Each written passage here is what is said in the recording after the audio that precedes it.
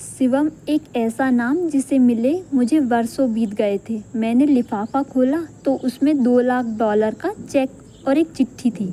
इतनी बड़ी राशि, वह भी मेरे नाम पर। मैंने जल्दी से चिट्ठी खोली और एक सांस में ही सारा पत्र पढ़ डाला। पत्र किसी परी की कहानी की तरह मुझे अचंभित कर गया। लिखा था, आदरणीय सर, मैं एक छोटी सी भेंट आपको दे रहा हूँ। मुझे नहीं लगता कि आपके एहसानों का कर्ज कभी उतार पाऊँगा।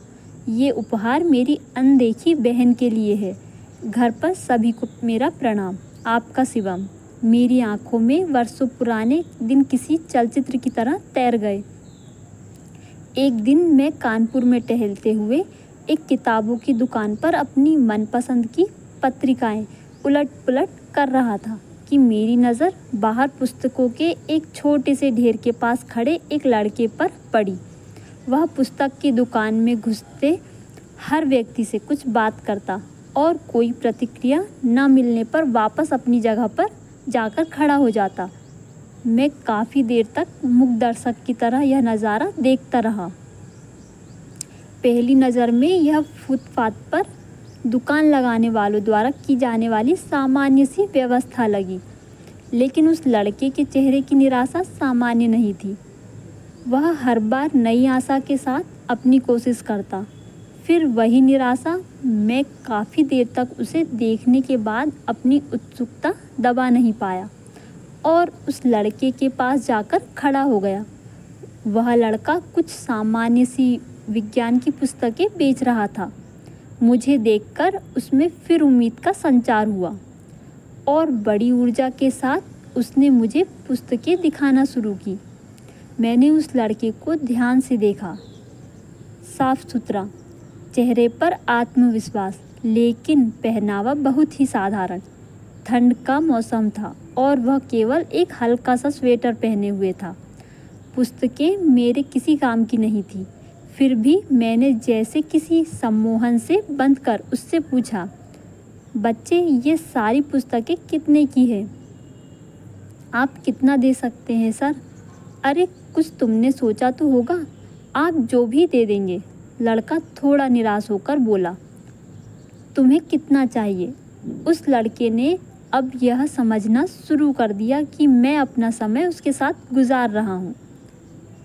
4,000 रुपये। वह लड़का कुछ कड़वाहट में बोला।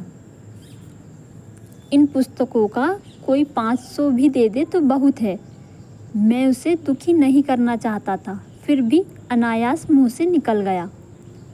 अब उस लड़के का चेहरा देखने लायक था, जैसे ढेर सारी निराशा किसी ने उसके चेहरे पर उड़ेल दी हो। मुझे अब अपने कहे पर पछतावा हुआ। मैंने अपना एक हाथ उसके कंधे पर रखा और उसे संतावना भरे शब्दों में फिर पूछा, देखो बेटे, मुझे तुम पुस्तक बेचने वाले तो नहीं लगते। क्या बात है, साफ साफ बताओ कि क्या ज़रूरत है? वह लड़का तब जैसे फूट पड़ा। शायद काफ़ी समय निराशा का उतार चढ़ाव अब उसके बर्दाश्त के बाहर था। सर, मैं 12th कर चुका हूँ। मेरे पिता मजदूरी का काम करते हैं। मेरा मेडिकल में चयन हो चुका है। अब उसमें प्रवेश के लिए मुझे पैसों की ज़रूरत है। कुछ तो मेरे पिताजी देने के लिए तैयार हैं, कुछ का इंतज़ाम वह अभी नहीं कर सकते। लड़के ने एक ही सांस में बड़ी अच्छी अंग्रेजी में कहा। तुम्हारा नाम क्या है? मैंने मंत्रमुग्ध होकर पूछा। शिवम। तुम आत्मविश्वासी हो और दिल छोटा करते हो। कितने पैसे चाहिए? 8,000। अब की बार उसके स्वर में दीनता थी। अगर मैं तुम्हें यह रकम दे दूँ तो क्या मुझे वापस कर पाओगे? इन पुस्तकों की कीमत इतनी तो है नहीं। इस बार मैंने थोड़ा हंसकर पूछा। सर, आपने ही तो कहा कि मैं आत्मविश्वास से भरा हुआ हूँ। आप मुझ पर विश्वास कर सकते हैं। मैं पिछले 4 दिन से यहाँ आता हूँ। आप पहले आदमी हैं जिसने इतना पूछा। अगर पैसे का इंतज़ाम नहीं हो पाया तो मैं भी आपको किसी होटल में कप प्लेट धोता हुआ मिलूँगा। उसके स्वर में अपने भविष्य के डूबने की आशंका थी। उसके स्वर में न जाने क्या बात थी जो मेरे जहन में उसके लिए सहयोग की भावना तैरने लगी। मस्तिष्क उसे एक जालसाज से ज़्यादा कुछ मानने को तैयार नहीं था, जबकि दिल में उसकी बात को स्वीकार करने का स्वर उठने लगा था। आखिर मैं दिल जीत गया। मैंने अपने पर्स से 8,000 रुपये निकाले, जिन्हें मैं शेयर मार्केट में निवेश करने की सोच रहा था, उसे पकड़ा दिए। वैसे इतने रुपए तो मेरे लिए भी मायने रखते थे, लेकिन न जाने किस मोह में मुझसे वह पैसे निकलवा लिए। देखो बेटे, मैं नहीं जानता कि तुम्हारी बातों में, तुम्हारी इच्छा शक्ति में कितना दम है, लेकिन मेरा दिल कहता है कि तुम्हारी मदद करनी चाहिए, इसीलिए कर रहा हूँ। तुमसे 4-5 साल छोटी मेरी बेटी भी है नेहा। सोचूंगा उसके लिए ही कोई खिलौना खरीद लिया। मैंने पैसे शिवम की तरफ बढ़ाते हुए कहा। शिवम हतप्रभ था। शायद उसे यकीन नहीं आ रहा था। उसकी आंखों में आंसू तैर आए। उसने मेरे पैर छुए तो आंखों से निकली 2 बूंदें मेरे पैरों को चूम गई। ये पुस्तकें मैं अपनी गाड़ी में रख दूं? कोई ज़रूरत नहीं, इन्हें तुम अपने पास रखो। यह मेरा कार्ड है, जब भी कोई ज़रूरत हो तो मुझे बताना। वह मूर्ति बनकर खड़ा रहा और मैंने उसका कंधा थपथपाया। कार स्टार्ट कर आगे बढ़ा दी।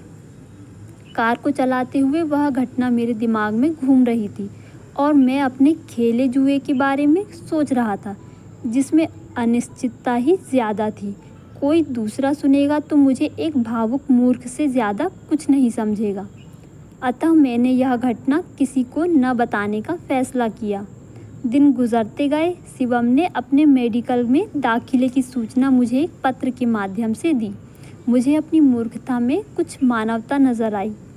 एक अनजान सी शक्ति में, या कहें दिल के में अंदर बैठे मानव ने मुझे प्रेरित किया कि मैं 1,000-3,000 रुपये उसके पते पर फिर भेज दूं। भावनाएं जीती और मैंने अपनी मूर्खता फिर दोहराई। दिन हवा होते गए। उसका संक्षिप्त सा पत्र आता जिसमें 4 लाइनें होती, 2 मेरे लिए, एक अपनी पढ़ाई पर और एक नेहा के लिए, जिसे वह अपनी बहन बोलता था। मैं अपनी मूर्खता दोहराता और उसे भूल जाता। मैंने कभी चेष्टा भी नहीं की कि उसके पास जाकर अपने पैसे का उपयोग देखूं। ना कभी वह मेरे घर आया। कुछ साल तक यही क्रम चलता रहा। एक दिन उसका पत्र आया कि वह उच्च शिक्षा के लिए ऑस्ट्रेलिया जा रहा है। छात्रवृत्तियों के बारे में भी बताया था और एक लाइन नेहा के लिए लिखना वह नहीं भूला। मुझे अपनी उस मूर्खता पर दूसरी बार फक्र हुआ। बिना उस पत्र की सच्चाई जाने समय पंख लगाकर उड़ता रहा। शिवम ने अपनी शादी का कार्ड भेजा। वह शायद ऑस्ट्रेलिया में ही बसने के विचार में था। नेहा भी अपनी पढ़ाई पूरी कर चुकी थी। एक बड़े परिवार में उसका रिश्ता तय हुआ था। अब मुझे नेहा की शादी लड़के वालों की हैसियत के हिसाब से करनी थी। एक सरकारी उपक्रम का बड़ा अफसर कागजी शेर ही होता है। शादी के प्रबंध के लिए ढेर सारे पैसों का इंतज़ाम, उधेड़-बुन और अब वह चेक। मैं वापस अपनी दुनिया में लौट आया। मैंने शिवम को एक बार फिर याद किया और नेहा की शादी का एक कार्ड शिवम को भी भेज दिया। शादी की गहमा-गहमी चल रही थी। मैं और मेरी पत्नी व्यवस्थाओं में व्यस्त थे और नेहा अपनी सहेलियों में एक बड़ी सी गाड़ी पोर्च में आकर रुकी। एक शख्स के लिए ड्राइवर ने गाड़ी का गेट खोला तो उस शख्स के साथ उसकी पत्नी, जिसकी गोद में एक बच्चा था, गाड़ी से बाहर निकले। मैं अपने दरवाजे पर जाकर खड़ा हुआ तो लगा कि इस व्यक्ति को पहले भी कहीं देखा है। उसने आकर मेरी पत्नी के पैर छुए। सर, मैं शिवम, वह बड़ी श्रद्धा से बोला। मेरी पत्नी अचंभित सी खड़ी रही। उसके बाद उसने सारे काम नेहा के बड़े भाई होने की जिम्मेदारी के साथ निभाए और बड़ी खुशी से शादी संपन्न हुई।